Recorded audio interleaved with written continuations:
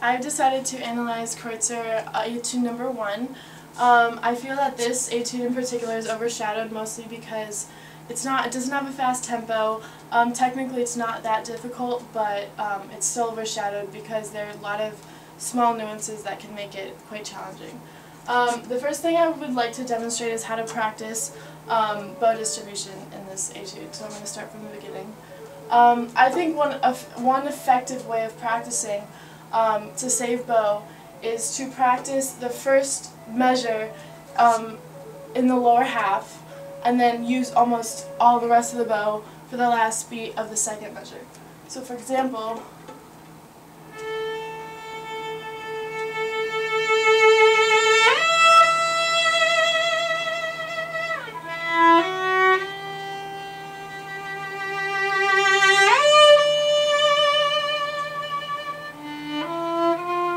so that way it's very clear that there are crescendos every 2 measures and that you're not running out of bow. Another thing, musically, I think it's important to keep in mind vibrato, vibrato speed and variation. I think that as we have crescendos, it would be a good idea to fasten the vibrato and make it narrower. So we could start out a little slower, like this. And then as it gets faster, and then relax. I think that'll add to the drama of it.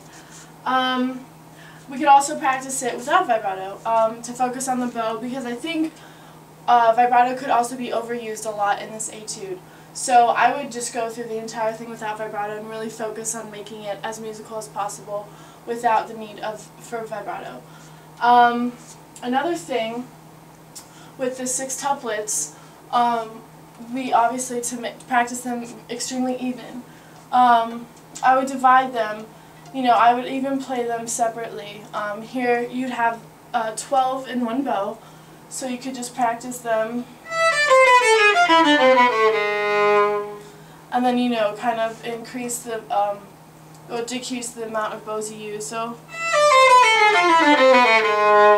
and then 6, and then finally,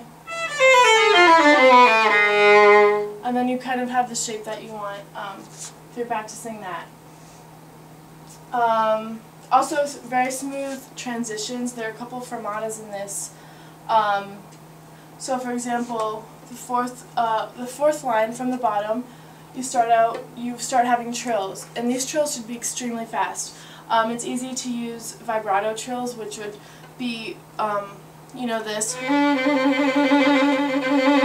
But it's important to practice extremely fast trills, so it means keeping the finger extremely close to the string. And they could probably increase speed as you progress to the fermata. And then from the fermata on, you need to remember you should stop the bow, but the sound should be almost different after the fermata. So you go.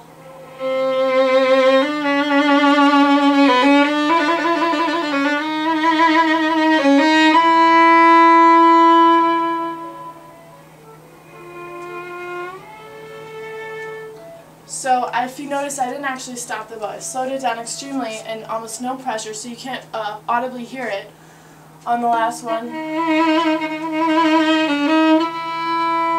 And then, so I think that would be an effective way of making that transition without completely killing the sound. Other than that, just, go through the whole thing, kind of think of a shape that you'd want.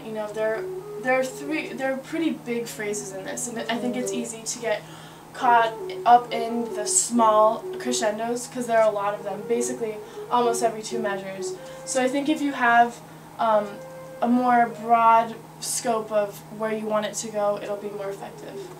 And those are some practice techniques. Thank you.